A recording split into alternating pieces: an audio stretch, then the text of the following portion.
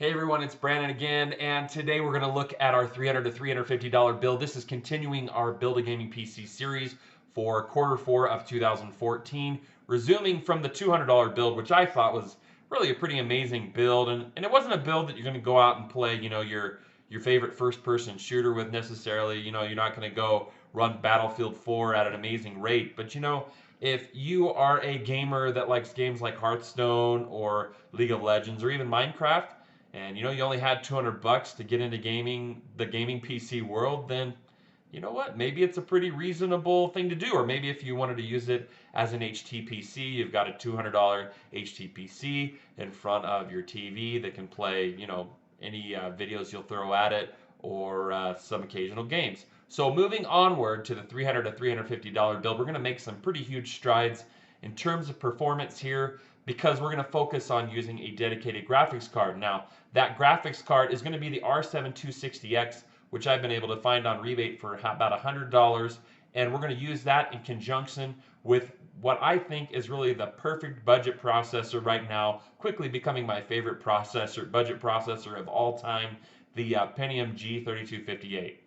The G3258 is such an incredible deal because I think as of yesterday I was able to find it for $55, which puts it in the same range as many other Pentium processors. But the cool thing about this processor is it's unlocked. You can overclock it. So, you take this dual core Pentium processor and you get it up to as much as 4.8 gigahertz overclocked, then you have a pretty stellar processor that's going to compete with, an i3 in terms of performance, all for around $55. Some of you might be thinking, hey, this isn't really worth it because I have to get a higher end motherboard in order to enable the overclocking for this particular CPU, and that's not necessarily the case because you can actually use and I'll put the link in the description below, you can use H81, B75, H87, and H97 motherboards. Tom's Hardware did a great study on this using a motherboard that I'm actually going to recommend for this build. There's a lot of other motherboards out there, and I'll throw all these links in the description below so you can take a look at all of this. But the MSI H81M-P33, which you can get for about 45 to 50 bucks, allows you to overclock this thing up to 4.4 gigahertz stable. So you're in and out of the gate, processor and motherboard for under 100 bucks, and you really get a pretty fantastic performing solution for gaming. What kind of performance are you going to get in terms of the graphics card and processor together? That's really something that I wonder because I haven't actually built this rig myself, something that I'm thinking about doing in the future.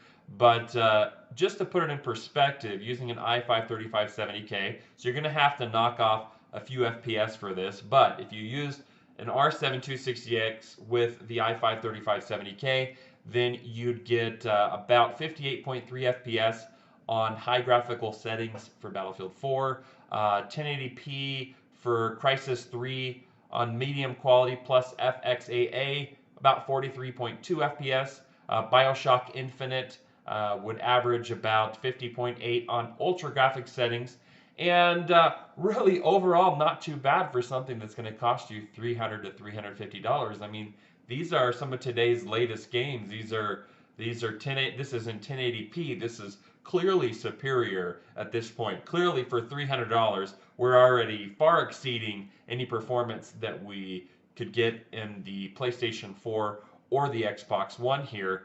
And within $20 is also the 750 Ti, which is also a pretty stellar graphics card as well. So a quick rundown of the rest of the parts. Now this month I'm going with the EVGA 430 watt 80 plus certified power supply just because I can get it for around 30 bucks and we need to maintain a certain price level. Certainly there are other months where something like the CX430 or something like that might be a better deal. Look for something on rebate coming up. Maybe you can get a power supply like this for 20 bucks. Another good option right now is the Anandtech Micro ATX 3000E case, the VSK-3000E, for about $30. It gives you quite a few options. 120 millimeter exhaust fan, supports another front intake fan, has your water cooling grommets. Pretty cool case overall. Certainly don't have to use that. The case that we used in our last build from DIY is only $19.99 compared to this being $30. You could certainly use that for this build as well.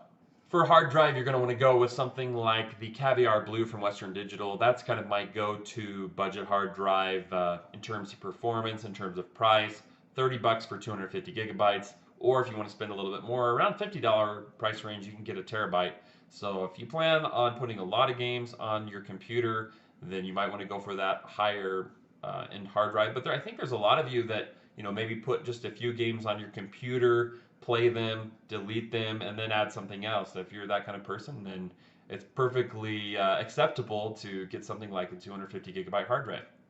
For memory here, like the last build, we're going with 4 gigabytes of Crucial Ballistics because it's cheap, it's fast, it's around $35. You could double up at 70. I know a lot of you are going to want 8 gigabytes, and that's perfectly acceptable. But kind of the cool thing is when you come in with a cheap build like this, you can always upgrade later on if you need to. So you can add that $35 4 gigabyte purchase down the road at any time into this computer, which should give you some additional performance. And then you can really build out from there. A great computer like this could actually, despite costing $300, should last you several years playing today's latest games, especially if you're willing to tweak your settings on 1080p. Here's your final rundown for the parts list. We're using the Gigabyte R7260X, which is $20 off on rebate this month, making it about $100. We're going to use that with the Pentium G3258 processor, which we're going to try to overclock to around 4.4 gigahertz.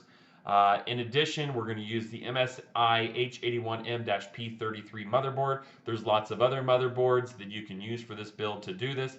I'll put a link in the description below with some of the results that other people have had using various motherboards.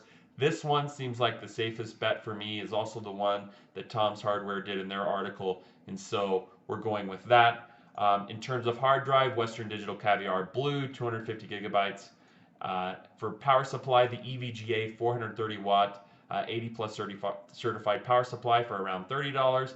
For case, the Anandtech Micro ATX VSK-40. All in all, the price for me came to $328.98. Now this is when the G3258 was available for $55. It might squeak back up to around $70, so you might have to pay the difference if you want to build this right away, or you might be able to wait and find it on sale like I was able to yesterday. So anyway, overall, I'm very, very happy with this build. Very much considering building it because I have a brother-in-law who's wanting to build a gaming PC, and he's right in this price range.